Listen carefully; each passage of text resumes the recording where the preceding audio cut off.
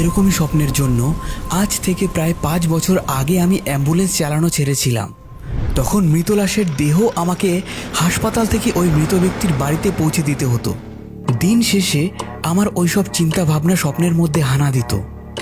তাই অ্যাম্বুলেন্স চালানো ছেড়ে দূরে শহরে পার্ক স্ট্রিটের একটি এটিএম গার্ডে আমি নিযুক্ত হই।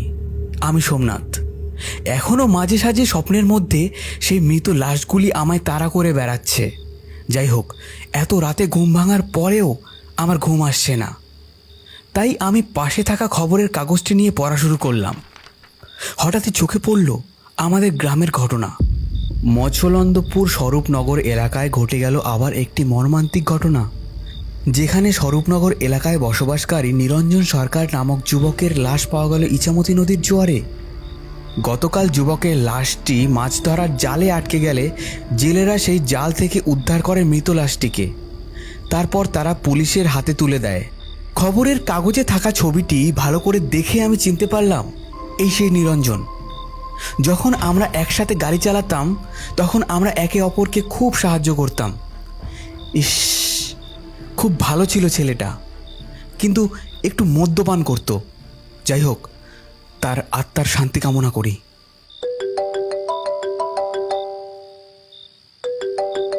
হ্যাঁ বাবা, বলো। সমু, তুই খবরটা কি শুনেছিস? হ্যাঁ বাবা, খবরটা না একটু আগে আমি পড়ছিলাম। হ্যাঁ, নিরঞ্জন মারা গেছে। তুই একটা কাজ কর না, তোর মার শরীরটাও না ভালো নেই। কিছুদিনের জন্য ছুটি নিয়ে একটু দেখা করে যা। তোর মা অনেক টেনশন করছে। আরে এত টেনশনের কি আছে, আমি তো ঠিকই আছি। আরে তুই কি জানিস, বিগত 6 মাস ধরে যে 6 জন মারা গেছে সবাই ড্রাইভার। আর তোরা তো সবাই একসাথেই কাজ করতিস, সেই টেনশনই করছে তোর মা। এটাই তো স্বাভাবিক, তাই না? পরপর যে কয়েকজনের মৃত্যু হলো তারা সবাই ড্রাইভার। মোটামুটি সবাইকেই চিনতাম, আর বেশিরভাগই আমাদের মছলন্দপুর এলাকার। আরে বাবা, তুমি এত টেনশন করো না।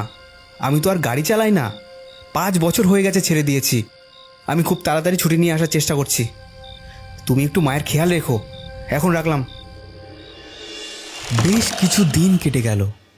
আমারও ছুটির সময় ঘনিয়ে আসলে একটু ওপর মহলে বেশি দিন ছুটি নেওয়ার জন্য আবেদন করলাম। আমার আবেদনও তারা মঞ্জুর করলো। আজ সন্ধ্যা অবধি আমার শেষ ডিউটি। দেখলাম রাত্রি 8টা 8-এর ট্রেনটা যদি আমি ধরতে পারি তাহলে ভালোভাবেই বাড়ি পৌঁছতে পারবো।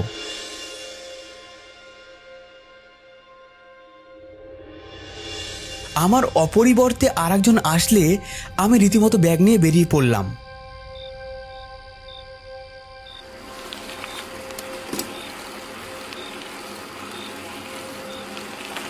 রাস্তায় যেতে যেতেই হালকা মাঝারি বৃষ্টি শুরু হয়।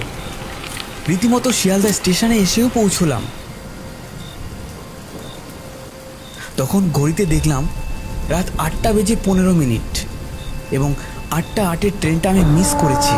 কিছুক্ষণ পর 9টা 8-এর ট্রেনে উঠে পড়লাম।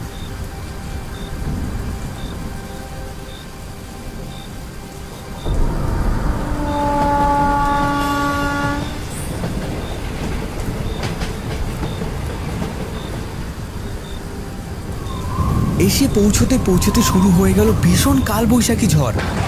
স্টেশনেই অপেক্ষা করতে লাগলাম ঝড় থামার। তার মধ্যেই দেখলাম 2টো লোক এত রাতে পেটিতে ভরে নিয়ে যাচ্ছে ইলিশ মাছ। আমার এখনও বাড়ির জন্য কোনো খাবার নেওয়া হয়নি, আর আমার মাও খুব ইলিশ মাছ পছন্দ করে। তাই তাদের কাছ থেকে রিকোয়েস্ট করে আমি 2টো ইলিশ মাছ কিনে নিলাম।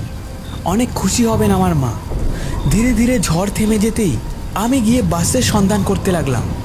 ভাগ্যের একই পরিহাস, এখন কোনো বাস বা অটো নেই। আশেপাশেই চেয়ে দেখলাম একজন ভ্যান চালক ভ্যানে বসে কি একটা বোতলে চুমুক দিয়ে খাচ্ছে। আমার বুঝতে দেরি হলো না এটা, কিন্তু যাই হোক, আমি তার কাছে গিয়ে জিজ্ঞেস করলাম, এই যে দাদা, বলছিলাম কি আমার একটু বাড়ি ছেড়ে দেবে? বাড়ি না দাদা, আপনি বললে আপনাকে খাটে তুলে দিয়ে আসতে পারি। আরে দাদা, মশকরা বাদ দিন না, আমার বাড়ি স্বরূপনগর, তাড়াতাড়ি যেতে হবে, বুঝতেই তো পাচ্ছেন। কি যে বলেন দাদা, একটু আগে একটা প্যাসেঞ্জারকে চাল ছেড়ে দিয়ে আসলাম। হ্যাঁ, আপনি এখান থেকে সামান্য স্বরূপনগর যেতে পারবেন না? তার কাছ থেকে খুবই দুর্গন্ধ বেরোচ্ছে এবং সে কথাটাও ঠিকঠাক বলতে পারছে না। কি বলছেন তা উনি নিজেও জানেন না, আর আশেপাশেও কাউকে দেখতে পাচ্ছি না। ইনিই একমাত্র আছেন যিনি এত রাতে আমাকে বাড়ি পৌঁছে দিতে পারে। দাদা, দয়া করে এত রাতে আমার সাথে ঠাট্টা করবেন না। যা চাইবেন তাই দেবো। কত ভাড়া লাগবে আপনার? আরে দাদা, এই শোভনগর কি এখানে? এ অনেক দূর, এই বৃষ্টির সময় বুঝতে পারছেন না। হ্যাঁ, আপনি 500 টাকা দেন, তাহলে আপনাকে ওই টিপির ঘাট পর্যন্ত নামিয়ে দিয়ে আসতে পারি। যদি রাজি থাকেন তো বলেন। টিপির ঘাটের থেকে আমার বাড়ির রাস্তা 20 মিনিট। ব্রিজ পেরিয়ে চলে গেলেই আমি যেতে পারবো। আমি আর বেশি কিছু না ভেবেই ভ্যানে উঠে পড়লাম। চলো। যত এগোচ্ছি আরও যেন ঝোড়ো হাওয়া বেড়েই চলেছে। তার মধ্যেও ভ্যান চালক আমায় রীতিমতো পৌঁছে দেওয়ার জন্য তার শেষ চেষ্টাটুকু চালিয়ে যাচ্ছে তার দুটো পা দিয়ে। আরে বাবু মশাই, আপনি তো প্যানিক নেবেন না, ঠিক আছে? কারণ আমি টনিক খেয়ে আছি। আপনাকে পৌঁছে দেওয়ার দায়িত্ব আমার। হ্যাঁ, আপনি ধরে বসুন তো ব্যাগগুলো।